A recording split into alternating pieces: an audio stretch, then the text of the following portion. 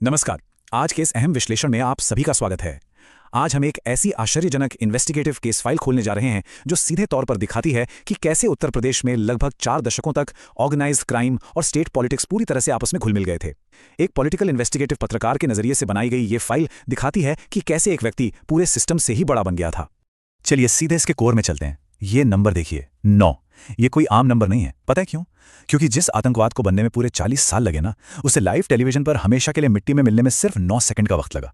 सिर्फ 9 सेकंड। और अब एक और चौंकाने वाला रॉ डेटा पॉइंट देखिए, 113।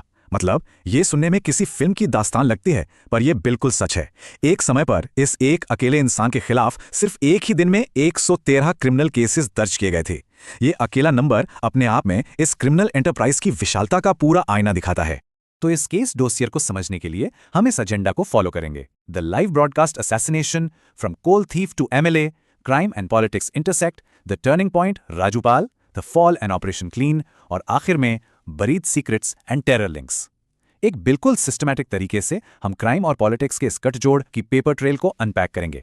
तो शुरुआत करते हैं सेक्शन 1 से, द लाइव ब्रॉडकास्ट असैसिनेशन। 15 अप्रैल 2023 का वो मंजर सोचिए। रात के करीब 10 बज रहे थे। जगह थी प्रयागराज का कॉल्विन हॉस्पिटल। हथकड़ियों में बंधे अतीक अहमद और उसका भाई अशरफ मेडिकल चेकअप के लिए लाए गए थे। तभी प्रेस की आड़ में आए 3 नौजवान शूटर्स आते हैं और उस भारी पुलिस घेरे को बिल्कुल नाकाम कर देते हैं। उन्होंने सिर्फ 9 सेकंड में 18 राउंड गोलियां चला दी। नेशनल टेलीविजन पर लाइव एक खौफनाक माफिया एम्पायर का पूरी तरीके से अंत हो गया। Section 2, from coal thief to MLA. अब यह देखना बड़ा दिलचस्प है कि यह सफर कितनी तेजी से हिंसक होता चला गया। 1979 में 10th क्लास फेल होने के बाद अतीक ने मालगाड़ियों से कोयला चुराना शुरू किया।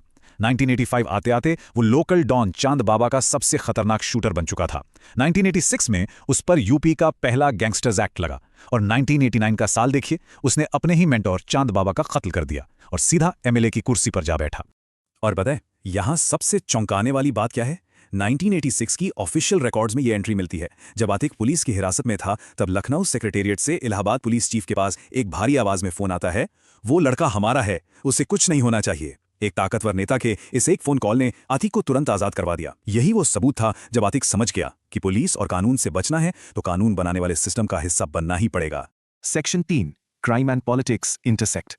अब देखिए कैसे ये अंडरवर्ल्ड और पॉलिटिक्स आपस में ब्लेंड हो गए। इस बदलती सियासी हवा का अतीक ने पूरा फायदा उठाया और एक ऑनरेबल माफिया बन गया। उसके पास 120 से ज्यादा शार्प शूटर्स की एक प्राइवेट आर्मी थी। रेलवे स्क्रैप टेंडर्स पर उसने पूरी तरह अपने खौफ से मोनोपोली बना ली थी। 1995 में बीएसपी लीडरशिप पर हुए उस हिंसक गेस्ट हाउस हमले का भी नेतृत्व उसने किया। और हैरान करने वाली बात तो यह है कि इतने बड़े क्रिमिनल रिकॉर्ड के बावजूद 2004 में उसने फूलपुर लोकसभा सीट जीत ली। ये वही सीट है जहां से कभी पंडित जवाहरलाल नेहरू चुनाव लड़ते थे। कानून का किस हद तक मजाक उड़ाया जा रहा था, ये एग्जाम्पल इस बात को ब्रिलियंटली इलस्ट्रेट करता है। जमीन पर सच्चाई ये थी कि अतीक के भाई अशरफ ने बिजनेसमैन अशोक साहू की दिन दहाड़े हत्या कर दी थी। लेकिन ऑफिशियल रिकॉर्ड्स के मुताबिक अशरफ तो उस वक्त चंदौली जेल में बाइज्जत बंद था। करप्ट सिस्टम के तहत जेलों में नकली कैदी हाजिरी लगाते थे ताकि असली कातिल बाहर कत्ल कर सकें।